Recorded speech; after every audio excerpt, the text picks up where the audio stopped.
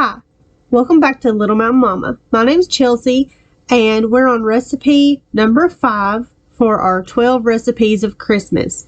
This is actually a 2-recipe video, and the first recipe is going to be for deviled eggs, and the second recipe we'll be doing is caramel popcorn.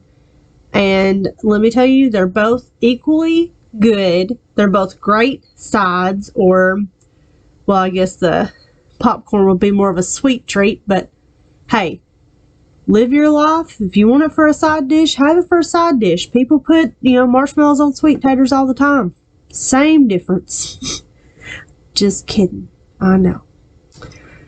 Anywho, a good indicator to tell when your eggs are done boiling and they're ready to be used is they have this greenish grayish color on the outside of the yolk. So I would test one egg at a time, and that's a good way to tell if they're done. The way that I fix my deviled eggs is I boil them for about 5 to 10 minutes. I'll add a little bit of vinegar to the water to help them peel easier. Sometimes it helps, sometimes it doesn't. But to the yolk mixture, I add mustard, salt, pepper, Miracle Whip, and zesty Italian dressing. That is my key ingredient to the way that I fix deviled eggs is zesty Italian.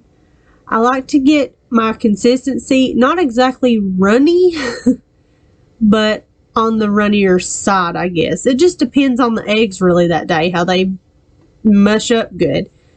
This day they just happen to be all on the runnier side. But I did make about, probably like it's like 24 eggs or something. It was like 48 deviled eggs that day. I'm pretty sure it was like 48 deviled eggs. Anywho, so I just take the filling, stick them in the eggs, and that egg didn't look too good, so I had to taste test just to be on the safe side before I took them to church dinner. It was okay. They were safe to eat.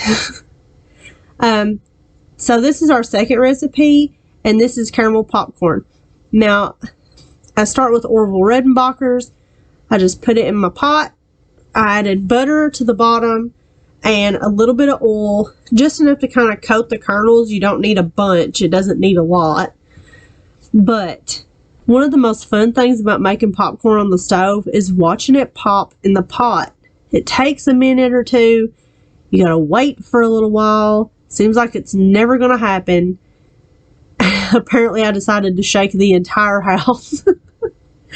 Anywho, but just when you think nothing's gonna happen, a little kernel decides to bloom and you have a popcorn, and it is one of the most entertaining things I've ever seen.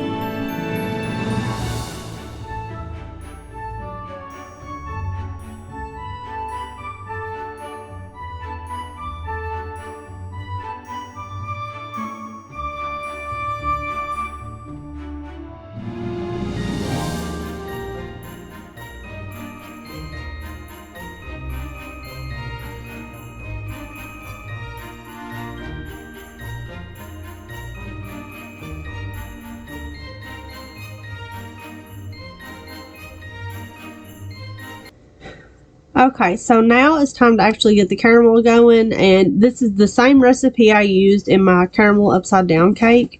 Caramel apple upside down cake, I should say. It's a couple videos back. If you're interested to see how I did this, just click on that one and it'll show you step by step. But you just kind of Same thing, like waiting on the popcorn to pop, you gotta wait on the caramel to caramelize. But once it gets to that deep amber, oh yeah, you know it's good. Also, I suggest using a glove or something to cover your hand if you're doing this, because that steam is hot. I did have footage of me pouring the caramel over top the popcorn. Don't know what happened. It was deleted. But you can't tell me that don't look scrumdiddlyumptious, because let me tell you something. Yes. Well, guys, I guess that wraps up day 5 on our 12 recipes of Christmas. Hope y'all enjoyed it. Don't forget to like, subscribe, leave a comment, and come back and see us. We'll have a good time. Thanks for stopping by. Have a blessed day.